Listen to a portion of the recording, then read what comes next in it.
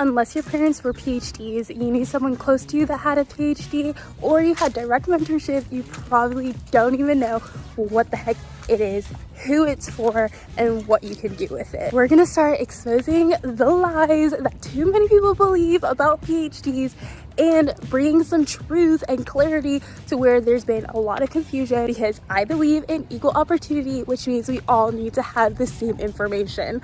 Let's get into it. First, what is a PhD? So like when you think about grad school, getting your master's is usually what people first assume, especially if you're coming from undergrad and you say, oh, I'm going to grad school, you're gonna get a master's. That makes sense. Maybe med school also makes sense. You go to DPT school to get a doctorate in physical therapy and you become a physical therapist. All of these things, you go to school for a certain thing and you come out to be that thing. But when you get your PhD, like, what do you do after that? Become a professor? Like, what does PhD even stand for? Spoiler alert, your PhD is actually a doctorate in philosophy, but everybody that gets their PhD isn't necessarily in philosophy, so like, make that make sense. When you're getting your PhD, you're doing research, so you have to have some kind of theoretical standing for why you do what you do. You have to be able to explain your results, explain the data, so maybe that's where like the philosophical aspect comes from. But when you get your PhD, there isn't a clear avenue of like what needs to go next, what needs to come next, and I think when we understand that, it might open up our minds to even considering getting one. So for example, you can get your PhD and yes, go into academia, which is what most of us may think of, like you become a professor or a researcher full-time after you get it. Or you can become a project manager, which is really cool. You can work for a nonprofit. There's just like a lot of things that you can do, because getting your PhD really draws and builds a lot of different skills that is extremely marketable for like almost anything you can think of. And I was telling my boyfriend, he's like, do you do a PhD? Do you get a PhD? Do you become a PhD? Like, you hear all of this thrown around, and maybe like the confusion in what even is it, and the lack of clarity of what a PhD is, if you're not in a sphere where that is common, like that may in and of itself deter you. Now that we've defined what it is, now let's address some other misconceptions that may make people want to go like, not for me, like I'm not going to get my doctorate, or like that's way out there. And maybe like just be open as you listen to this. Be open. If you're thinking about getting one, hopefully this helps. If you weren't thinking about getting one, hopefully you start. That is my goal. Number one, PhDs are for them. Who's them? Not you. This is the conception, the misconception. A lot of times when we think about our professors, like think back of who your professors were. Usually white males, depending on your field. Like if you're more in education, you might have a little bit more females, or people of like Asian heritage. That's usually what we think of when we think about a professor. Typically people think it's a man. So automatically, if you're a female or you're in underrepresented community, maybe you're Black or you're Latin American, wherever you come from, indigenous peoples, like we don't automatically think like we can be a PhD, like we can go and pursue our doctorate degree, and that's just because historically like we haven't been represented in that field. So that idea of like PhD is for them. Another one that could be like the them for the smart people, like I'm not this super nerdy scholar, so like obviously I can't get my PhD.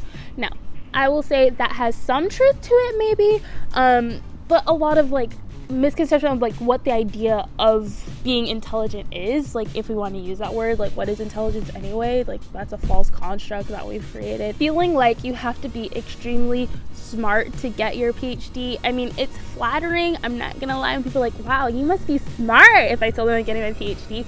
Super flattering, but also super unnecessary, because honestly getting a PhD just feels like you're pursuing after something you're passionate about and you want to learn how to make a change, or you're actively making a change. It's not about necessarily like how intelligent you are, but how good you are at identifying patterns and implementing and like strategizing and things of that nature, being able to dissect problems and just, you know, really get your hands in there, start experimenting.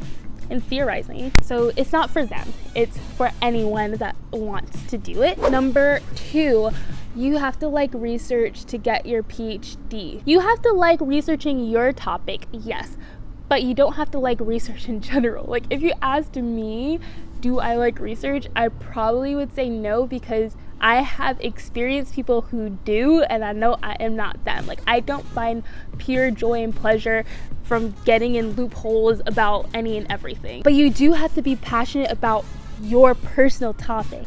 So whatever it is that you are thinking about a lot, whatever it is that you tend, like whatever subject area you tend to ask a lot of why questions or how questions or when or for who, when you're starting to ask questions about a specific topic a lot, then maybe it's time for you to start considering getting a PhD. And like, you know, just really getting specific, like, okay, what is it that's drawing me?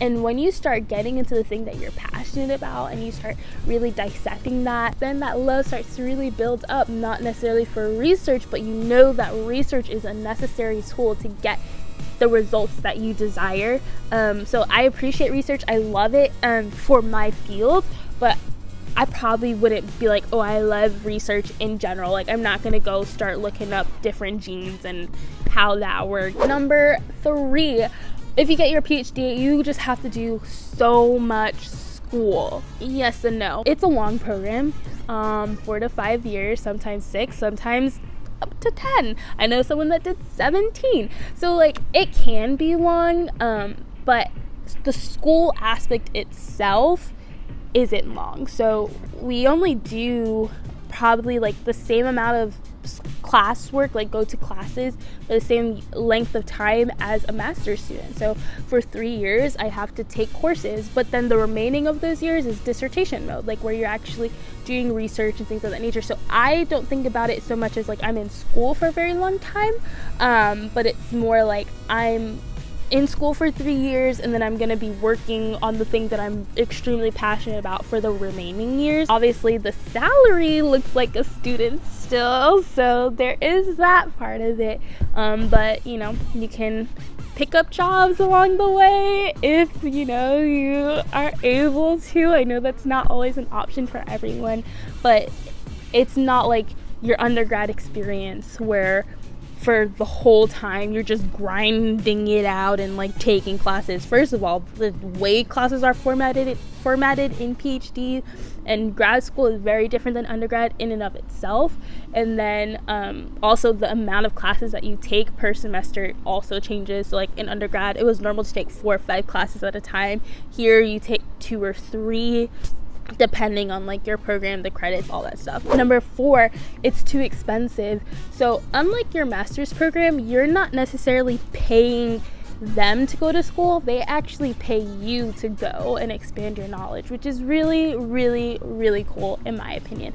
Now again, the paycheck I wouldn't say is like, you know, like you're not banking, but at least you're not getting into debt, hopefully, fingers crossed. A lot of programs, and this is for PhDs specifically, there's other doctoral degrees like your PhD, EdD, like there's a lot of, for specific fields they have their own thing, and in those programs like it's not always guaranteed that they'll pay you.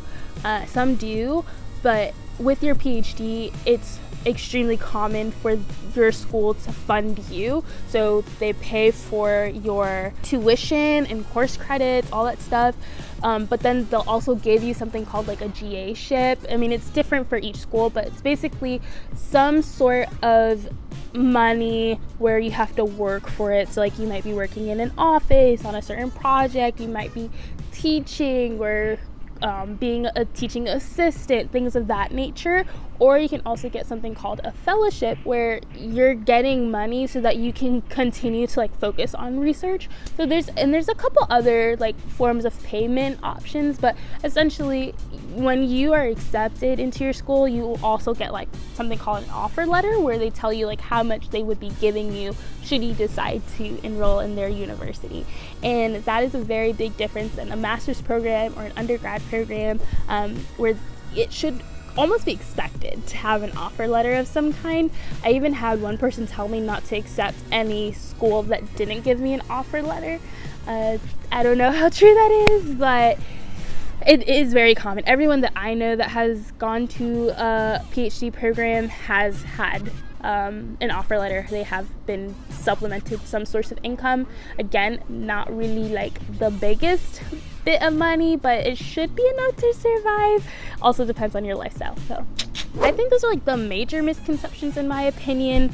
The other ones that I would kind of just throw out there, food for thought. Again, what you can do after your PhD can vary, so let's put that out there. And then also, if you are from an underrepresented community, your desire not to get a PhD may not simply stem from your dislike in research or things of that nature, but it can be a result of systemic issues that we have in our American academic system.